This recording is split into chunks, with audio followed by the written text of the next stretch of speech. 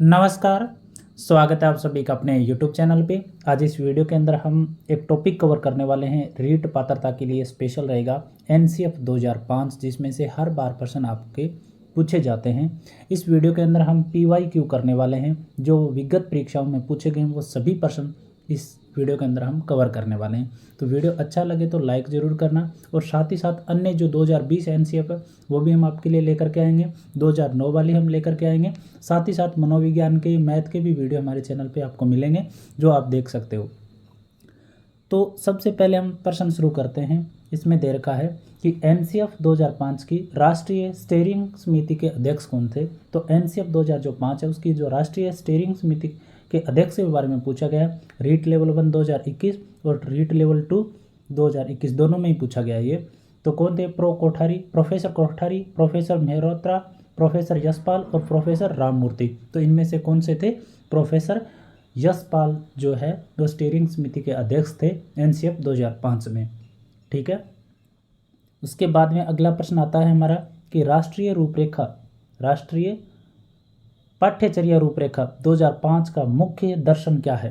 राष्ट्रीय पाठ्यचर्या रूपरेखा 2005 का मुख्य दर्शन पूछा गया हमसे कि क्या है इसके अंदर। तो व्यावसायिक कुशलताएं सीखना, बिना बोझ के सीखना, सह शैक्षणिक गतिविधियों को सीखना, या सतत एवं व्यापक मूल्यांकन। तो मुख्य दर्शन 2005 जो NCF है उसका क्या है ये हमसे पूछा गया है। तो इसका था बिना बोझ के सीखना, इसका मुख्य उद्देश्य था। ठीक है। और शिक्षा बिना बोझ रिपोर्ट 1993 यशपाल समिति के संदर्भ में ये बात है वो इसमें शामिल करने की गई थी। ठीक है। उसके बाद में आपका प्रश्न नंबर 3 आता है कि निम्नलिखित में से कौन सा राष्ट्रीय पाठ्यचर्या 2005 में ढांचे में मार्गदर्शक सिद्धांत नहीं है। तो मार्गदर्शक सिद्धांत इनमें से कौन सा नहीं है पूछा है NCF 2005 के बारे में। रीट लेवल 1 2017 में ये प्रश्न है वो पूछा गया है। तो इसमें से कौन सा नहीं है ये पूछा गया सिद्धांत। तो ज्ञान को स्कूल के बाहर के जीवन से जोड़ना, तो बिल्कुल सही बात है, ये तो NCF में ये चर्चा थी। परीक्षा को अधिक लचीला बनाना और कक्षा की गतिविधियों से जोड़ना, ये भी सही है। पाठ्य पुस्तक केंद्रित रहने की बजाय बच्चों के समग्र विकास के लिए समृद्ध पाठ्यचर्या प्रदान करना, तो ये भी सही है। लेकिन अधिगम की रटना विधि को सुविधाजनक बनाना चाहिए, ये इसके अंदर सिद्धांत में शामिल नहीं है। उसके बाद में राष्ट्रीय पाठ्यचर्या रूपरेखा को किस वर्ष प्रस्तावित किया गया। तो राष्ट्रीय पाठ्यचर्या रूपरेखा है वो कौन से वर्ष प्रस्तावित किया गया। रीट लेवल 2 2022 में ये प्रश्न है वो पूछा गया। तो किस वर्ष किया गया, ये तो आसान सा प्रश्न है, 2005 के अंदर ये किया गया था। तो देखो, चैनल सब्सक्राइब जरूर करना और वीडियो लाइक जरूर करना, जिससे और भी आपके लिए हम महत्वपूर्ण प्रश्न है वो लेकर के आ सके। और कमेंट में जरूर लिखना कि और वीडियो ऐसे हम लेकर के आएँ जो आपके लिए महत्वपूर्ण रहेंगे। NCF 2005 बल देता है। NCF 2005 है वो किस बात पे बल देता है, ये हमसे पूछा गया है कि समस्या हल करने पर, रटने पर, या करके सीखने पर। तो NCF 2005 वो करके सीखने पर क्या देता है, करके सीखने पे बल देता है। ठीक है। उसके बाद में आपसे पूछा गया है कि राष्ट्रीय पाठ्यचर्या रूपरेखा 2005 में गुणवत्ता आयाम शीर्षक के अंतर्गत अधिक महत्व दिया गया। राष्ट्रीय पाठ्यचर्या रूपरेखा 2005 में है तो गुणवत्ता आयाम शीर्षक के अंतर्गत अधिक महत्व किसको दिया गया। ये रीट लेवल 1 2011 में पूछा गया। तो 6 नंबर प्रश्न है ये। तो भौतिक संसाधनों को, शिक्षित एवं अभिप्रेरित अध्यापकों को, बालकों के लिए ज्ञान के संदर्भ में संरचित अनुभवों को, और उसके अलावा बालकों के लिए संरचित अनुभव एवं पाठ्यक्रम सुधार को।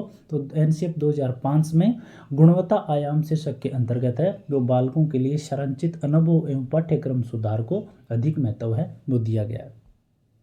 उसके बाद में आता है आपका 7 नंबर प्रश्न है।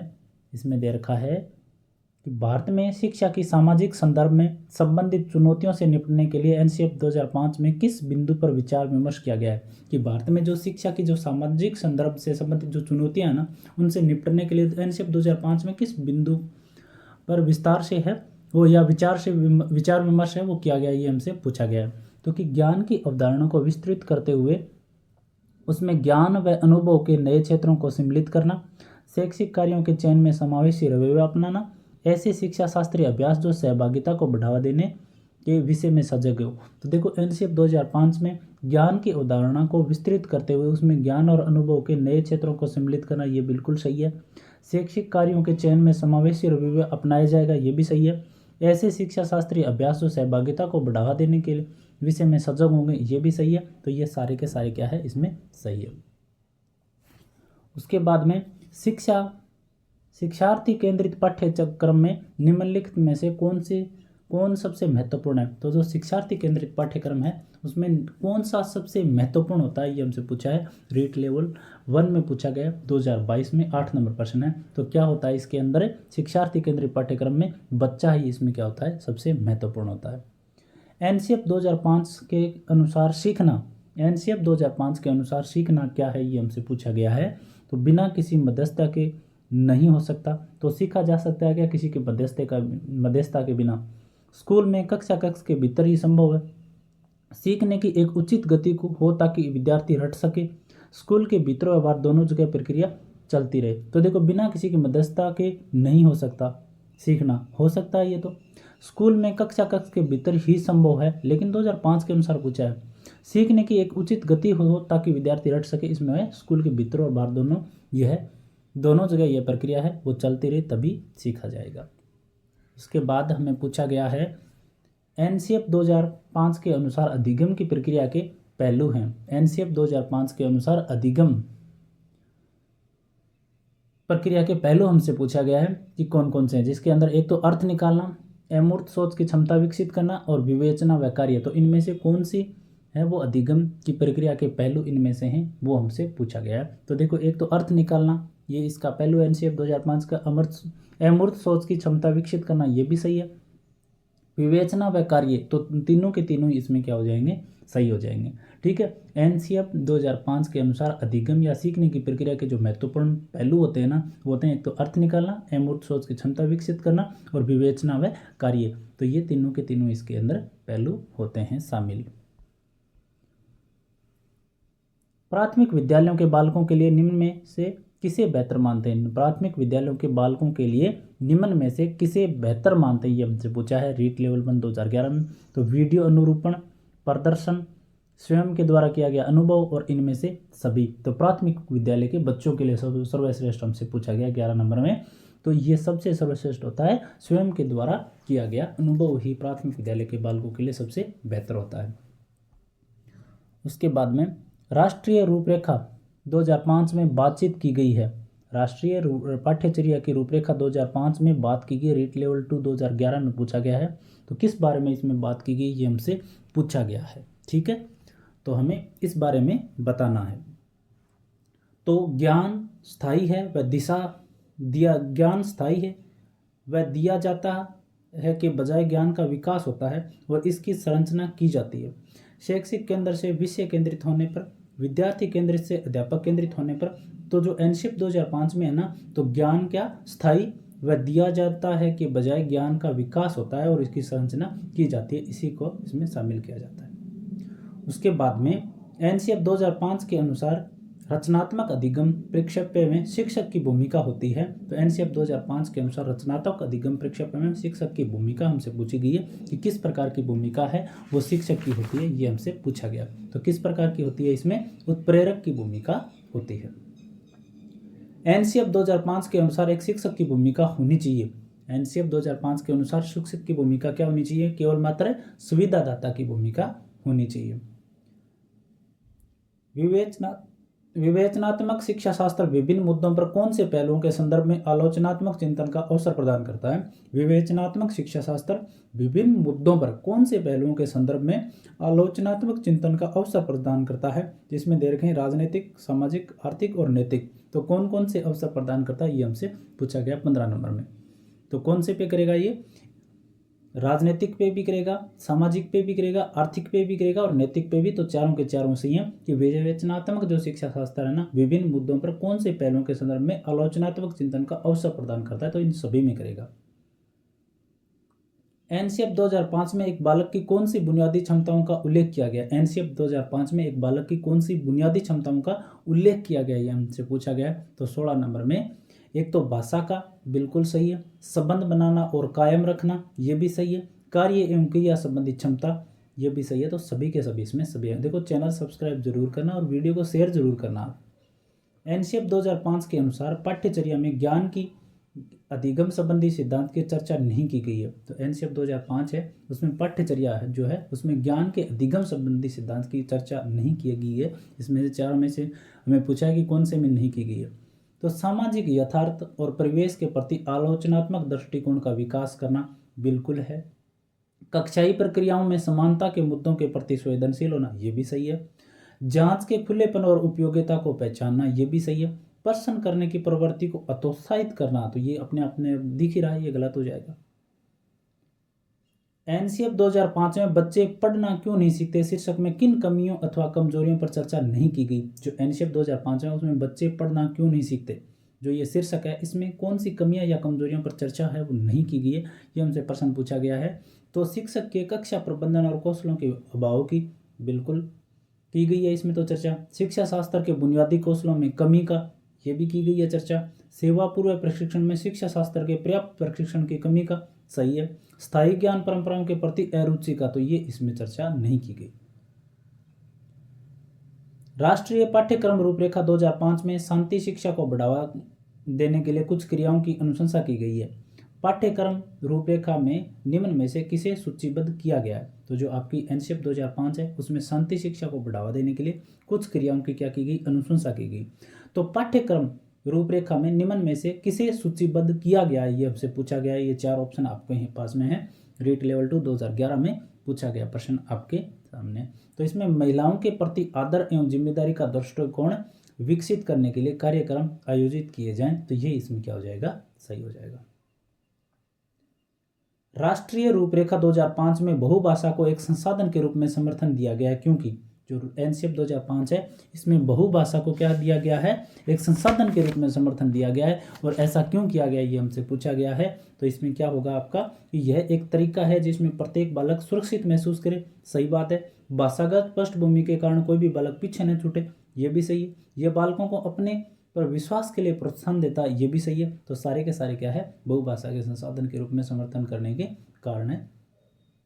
एनसीएफ 2005 के अनुसार आरंभिक स्कूली शिक्षा का पहला सरोकार है। एनसीएफ 2005 के अनुसार आरंभिक स्कूली शिक्षा का पहला सरोकार है, ये हमसे पूछा गया है कि कौन सा है। तो बालक की भाषा क्षमता के विकास से सबसे पहले क्या किया जाता है, बालक की भाषा क्षमता का विकास किया जाता है। एनसीएफ 2005 के अनुसार मूल्यांकन का प्रायोजन नहीं है। एनसीएफ 2005 के अनुसार मूल्यांकन का प्रायोजन क्या नहीं है, ये हमसे प्रश्न है वो पूछा गया है। तो बच्चों को डर के दबाव में अध्ययन के लिए प्रेरित करना, अधिगम की कठिनाइयों और समस्या क्षेत्र की पहचान करना, उन बच्चों को पहचानना जिन्हें औपचारिक शिक्षण की आवश्यकता है। तो अनुसार मूल्यांकन का प्रयोजन नहीं है, ये हमसे पूछा गया है। तो ये सारे के सारे क्या है, मूल्यांकन के प्रयोजन नहीं है इसकी, क्योंकि उल्टी बात इसमें की गई है, जो सकारात्मक बात है वो इसमें नहीं की गई है। समावेश का शब्द का मतलब विशेष शैक्षिक आवश्यकता वाले बच्चों को नियमित कक्ष में शिक्षित करना है। जो आपका समावेश शब्द का मतलब पूछा है इसके अंदर कि विशेष शैक्षिक आवश्यकता वाले बच्चों को नियमित कक्ष में शिक्षित करना है। तो 23 नंबर में क्या हो जाएगा, पूरा समय नियमित कक्षा में शिक्षित करना है। निःशक्त बालकों की शिक्षा के लिए प्रावधान किया जा सकता है। जो निःशक्त बालक हैं उनकी शिक्षा के लिए प्रावधान किए जा सकते हैं। कौन से प्रावधान किए जा सकते हैं, समावेशित शिक्षा द्वारा किया जा सकता है। निम्न में से कौन सा तरीका विज्ञान विषय को समझने के लिए उच्च प्राथमिक स्तर पर उपयुक्त नहीं है। कौन सा तरीका विज्ञान विषय को समझने के लिए उच्च प्राथमिक स्तर पर उपयुक्त नहीं है, ये हमसे पूछा गया 25 नंबर में। तो वस्तुओं का प्रेक्षण करना, अवलोकनों को रिकॉर्ड दर्ज करना, ये तो किया जा सकता है। रेखा चित्र बनाना, ये भी किया जा सकता है उच्च प्राथमिक स्तर पे।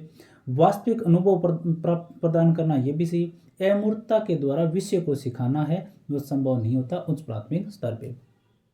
उसके बाद में 26 नंबर आता है कि राष्ट्रीय पाठ्यचर्या रूपरेखा 2005 में निम्न में से किस परीक्षा संबंधी सुधारों को सुझाया गया है। राष्ट्रीय पाठ्यचर्या रूपरेखा 2005 में निम्न में से किस परीक्षा संबंधी सुधारों को सुझाया गया, ये हमसे पूछा है 26 नंबर प्रश्न में। तो कक्षा 10 की परीक्षा ऐच्छिक हो, इस सुझाव को एनसीएफ 2005 में सुझाया गया। उसके बाद में राष्ट्रीय पाठ्यचर्या रूपरेखा 2005 के अंतर्गत परीक्षा सुधारों में निम्न में से किस सुधार को सुझाया गया है। परीक्षा सुधार के अंतर्गत कौन सा है वो सुझाया गया, हमसे पूछा है 27 नंबर में। और क्या हो जाएगा इसके अंदर, खुली पुस्तक परीक्षा बिल्कुल सही है। सतत या निरंतर एवं व्यापक मूल्यांकन ये भी सही है। सामूहिक कार्य मूल्यांकन ये भी सही है। तो सभी के सभी इसमें सुझाव शामिल किए गए। एनसीएफ 2005 का प्रस्ताव है कि मूल्यांकन प्रणाली आधारित होनी चाहिए। मूल्यांकन प्रणाली किस पर आधारित होनी चाहिए ये हमसे पूछा गया। तो किस पर होनी चाहिए? ग्रेड पे आधारित है वो होनी चाहिए। एनसीएफ 2005 में कला शिक्षा को विद्यालय में जोड़ने का उद्देश्य है। कला शिक्षा को विद्यालय में जोड़ा गया, इसका उद्देश्य क्या था ये हमसे पूछा गया है। कि सांस्कृतिक विरासत की प्रशंसा करना, सही है। छात्रों के व्यक्तित्व और मानसिक स्वास्थ्य को विकसित करना, ये भी सही है। तो ए और बी दोनों सही है इसके अंदर। एनसीएफ 2005 में कला शिक्षा को जोड़ने का उद्देश्य क्या है? वापस ये आ गया, कला शिक्षा को जोड़ने का उद्देश्य क्या है? तो इसमें क्या है? सांस्कृतिक विरासत को सराहना के लिए इसका उद्देश्य है मुख्य। देखो, चैनल को सब्सक्राइब जरूर करना और कमेंट सेक्शन में जरूर लिखना कि एनसीएफ 2020 भी हम लेकर के आए, 2009 के प्रश्न भी लेकर के आए, और इसके अलावा शिक्षा मनोविज्ञान के अभिप्रेरणा टॉपिक हमने डाल दिए, पूरे पीवाईक्यू डाल दिए, एमसीक्यू और पीवाईक्यू, और इसके अलावा अधिगम के डाल दिए, और आगे भी और प्रश्न हम डालने वाले हैं, वो भी आप जरूर चेक करना। एनसीएफ 2005 के अनुसार 10वीं व 12वीं के छात्रों के लिए कुल गृह कार्य के समय सिफारिश है। एनसीएफ 2005 के अनुसार जो 10वीं और 12वीं के छात्रों के लिए कुल गृह कार्य के समय सिफारिश है, तो कितने घंटे का कार्य है वो दिया जाना चाहिए, ये हमसे पूछा गया है एनसीएफ 2005 में। तो कितने का होना चाहिए? 2 घंटे प्रतिदिन। उसके बाद में 32 नंबर है कि एनसीएफ 2005 के अनुसार गणित शिक्षण का प्रमुख उद्देश्य है। एनसीएफ 2005 के अनुसार गणित शिक्षण का प्रमुख उद्देश्य 2021 में ये प्रश्न पूछा गया है। तो क्या है इसका? बालक के चिंतन का गणितीकरण है वो इसका प्रमुख उद्देश्य है। तो ये एनसीएफ 2005 से संबंधित जो भी पीवाईक्यू थे ना वो सभी हमने कर लिए हैं। इसके अलावा 2020 वाले भी हम करवाएंगे, 2009 के भी करवाएंगे, और बाकी जो भी टॉपिक होंगे आपकी परीक्षा तक हम जरूर करवा देंगे जो आपके लिए बहुत ही इंपॉर्टेंट है। तो आज के लिए इतना ही, धन्यवाद।